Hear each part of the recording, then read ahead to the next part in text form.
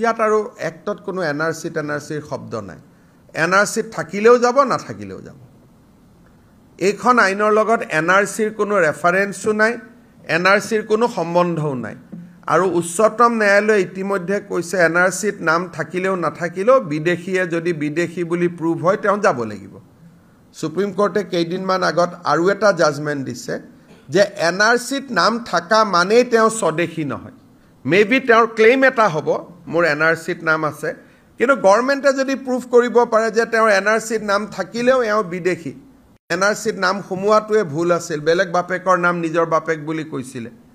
তেতিয়া সুপ্ৰিম কোৰ্টে আৰু এটা জাজমেন্ট কেইদিনমান আগতে দিছে যে এনআৰচিখন তেওঁৰ সেফগাৰ্ড নহয় এনআৰচিত নাম থাকা মানেই তেওঁ 100% ভাৰতীয় নুবুজায় এইটো আৰু এটা বেলেগ এটা জাজমেন্ট কিন্তু এইখন এক্টত এনআৰচি চোৱা নোচোৱা কোনো কথা নাই ডিসিয়ে যি সিদ্ধান্ত ল'ব সেইটোৱে ফাইনাল আপোনালোকে এখন পঢ়ি ল'ব অনলি এক পেজৰ এক্ট হয় মাত্ৰ 6টা ক্লজ আছে তাত ক্লজ এটাই যে ডিসিয়ে যাকে ফৰেনাৰ্ছ বুলি ভাবে তাকে পুশবেক কৰিব পাৰে ইয়াত আৰু এক্টত কোনো এনআৰচিৰ শব্দ নাই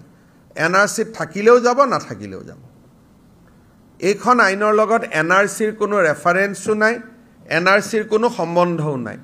আৰু উচ্চতম ন্যায়ালয়ে ইতিমধ্যে কৈছে এনআৰচিত নাম থাকিলেও নাথাকিলেও বিদেশীয়ে যদি বিদেশী বুলি প্ৰুভ হয় তেওঁ যাব লাগিব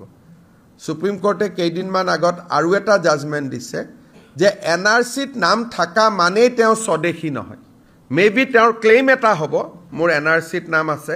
কিন্তু গভৰ্ণমেণ্টে যদি প্ৰুভ কৰিব পাৰে যে তেওঁৰ এনআৰচিত নাম থাকিলেও এওঁ বিদেশী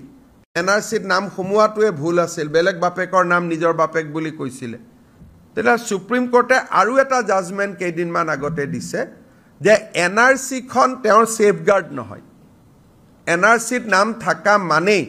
তেওঁ 100% ভাৰতীয় নুবুজায় এইটো আৰু এটা বেলেগ এটা জাজমেন্ট কিন্তু এইখন এক্টত এনআৰচি চোৱা নোচোৱা কোনো কথা নাই ডিসিয়ে যি সিদ্ধান্ত ল'ব সেইটোৱে ফাইনাল আপোনালোকে এখন পঢ়ি ল'ব অনলি এক পেজৰ এক্ট হয় মাত্ৰ 6টা ক্লজ আছে তাত ক্লজ এটাই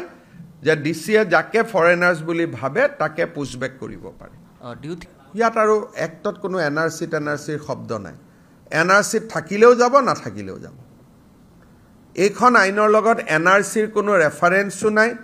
এনআৰচিৰ কোনো সম্বন্ধও নাই আৰু উচ্চতম ন্যায়ালয়ে ইতিমধ্যে কৈছে এনআৰচিত নাম থাকিলেও নাথাকিলেও বিদেশীয়ে যদি বিদেশী বুলি প্ৰুভ হয় তেওঁ যাব লাগিব সুপ্ৰিম কোৰ্টে কেইদিনমান আগত আৰু এটা জাজমেন্ট দিছে যে এনআৰচিত নাম থাকা মানেই তেওঁ স্বদেশী নহয়